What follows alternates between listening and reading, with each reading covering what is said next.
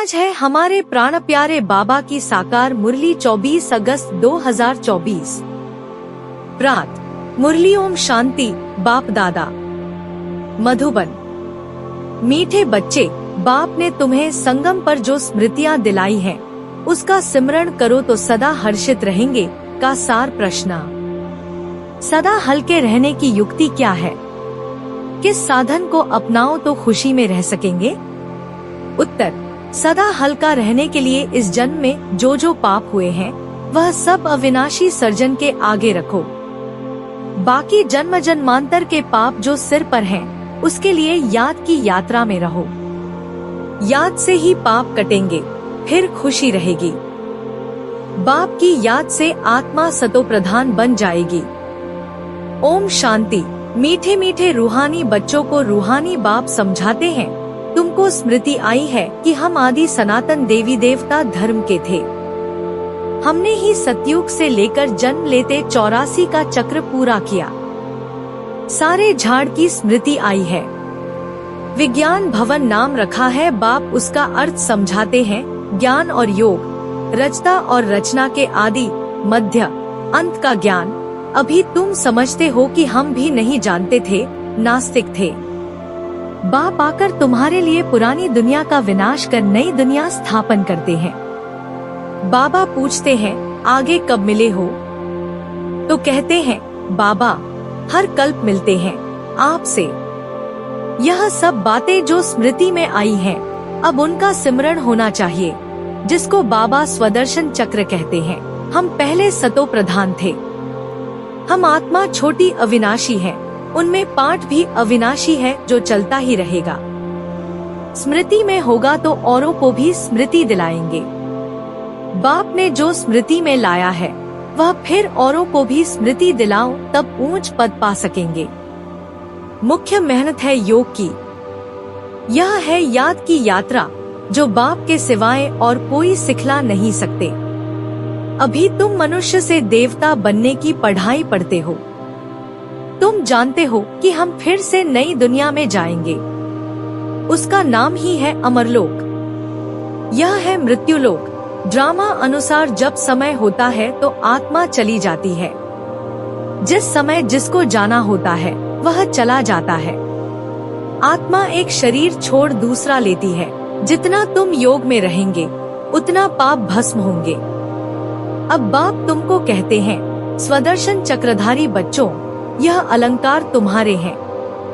गृहस्थ व्यवहार में रहते कमल फूल समान तुम रहते हो। यह भी स्मृति आई है कि इस जन्म में हमने कितने पाप किए हैं, इसलिए बाबा कहते हैं, वह सब अविनाशी सर्जन के आगे रखो तो हल्के हो जाएंगे। बाकी जन्म जन्मांतर के पाप जो सिर पर हैं, उसके लिए योग में रहना है। योग से ही पाप कटेंगे और खुशी भी रहेगी। बाप की याद से सतो प्रधान बन जाएंगे।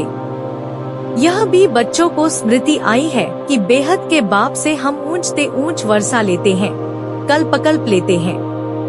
मनमनाभव का अर्थ है अपने को आत्मा समझ बाप को याद करो। यह है महान मंत्र, महान आत्मा बनने के लिए। महात्मा तो वास्तव में श्री कृष्ण को कहा जाता है, क्योंकि वह पवित्र है। देवताएं सदैव पवित्र रहते हैं।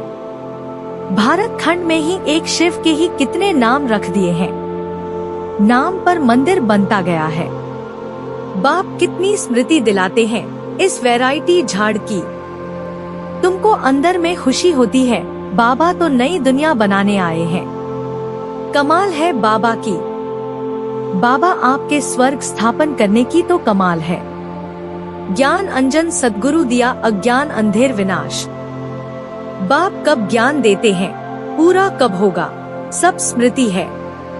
तुम बच्चों को पुरुषार्थ करना है। हम याद की यात्रा से विकर्म विनाश करें। बाप बच्चों को समझाएंगे, बच्चे फिर और भाइयों को समझाएंगे। आत्माओं को समझाते होना। गायन भी है ना, एक भगवान आकर सब भक्तों को फल देते हैं। एक बाप के सब बच्चे हैं।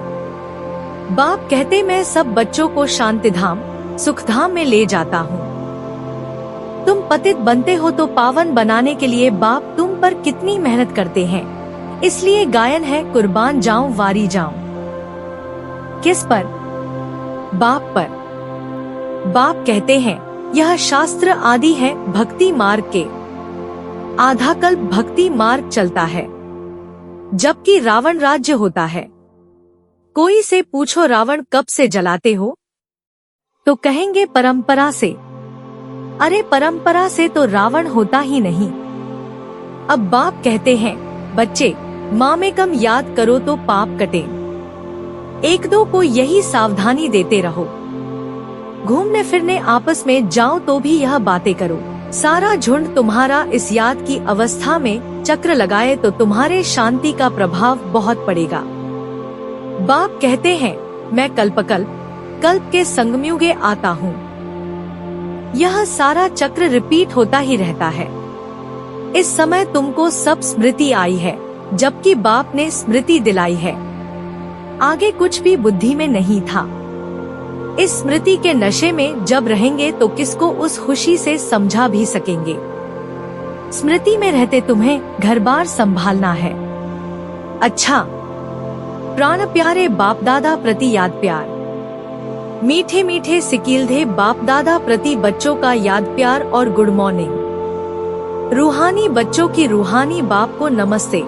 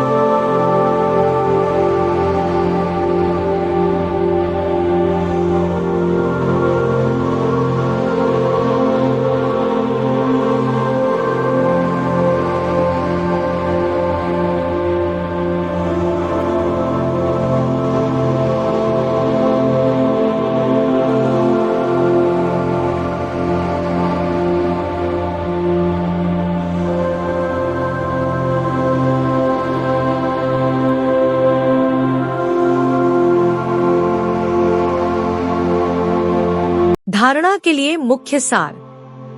1.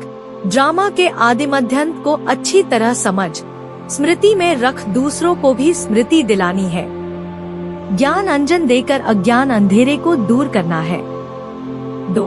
ब्रह्मा बाप समान कुर्बान जाने में पूरा फॉलो करना है। शरीर सहित सब खलास हो जाना है, इसलिए इससे पहले ही जीते जी मरना है, ताकि अंत समय में कुछ भी याद न आए। वरदान। विशेषता के संस्कारों को नेचुरल नेचर बनाए, साधारणता को समाप्त करने वाले मर्जीवा भव। जो नेचर होती है वह स्वतः अपना काम करती है, सोचना बनाना या करना नहीं पड़ता है, लेकिन स्वतः हो जाता है। ऐसे मर्जीवा जन्मधारी ब्राह्मणों की नेचर ही है विशेष आत्मा के विशेषता की। यह विशेषता के संस्कार नेचुरल नेचर बन जाएं और हर एक के दिल से निकले कि मेरी यह नेचर है। साधारणता पास्ट की नेचर है, अभी की नहीं, क्योंकि नया जन्म ले लिया तो नए जन्म की नेचर विशेषता है, साधारणता नहीं। स्लोगन। रॉयल वह है जो सदा ज्ञान रत्नों से खेलते, पत्थरों से नहीं। आज हमारे अति मीठे बाबा ने ये जीवन जीने की कला सिखाई कि हमें अगर अंतरात्मा से हल्का होना है तो एक बार सच्चे दिल से अपने बाबा के आगे सब किए हुए पाप कर्मों को रख देना है और फिर उनके लिए दिल से क्षमा मांगनी है। फिर बाबा ने यह कहा कि जो अनमोल स्मृति बाबा ने हमें दिलवाई है वही स्मृति हमें अन्य आत्माओं को दिलानी है। फिर बाबा ने कहा कि विनाश से पहले अपने ईश्वर पिता की स्मृति में इतना रहो कि अंत समय एक बाबा के शिव कुछ याद न आए। फिर बाबा ने प्यारा सा वरदान दिया कि हम बाबा के सिखाए हुए अच्छे कर्मों को अपनी नेचुरल नेचर बना लेना है, ताकि हम आगे कोई भी पाप कर्म न करे। आखिर में बाबा ने शक्तिशाली स्लोगन दिया कि जो रॉयल आत्मा होती है वो बाबा के दिए हुए ज्ञान रत्नों का ही सिमरण करती है, व्यर्थ का नहीं।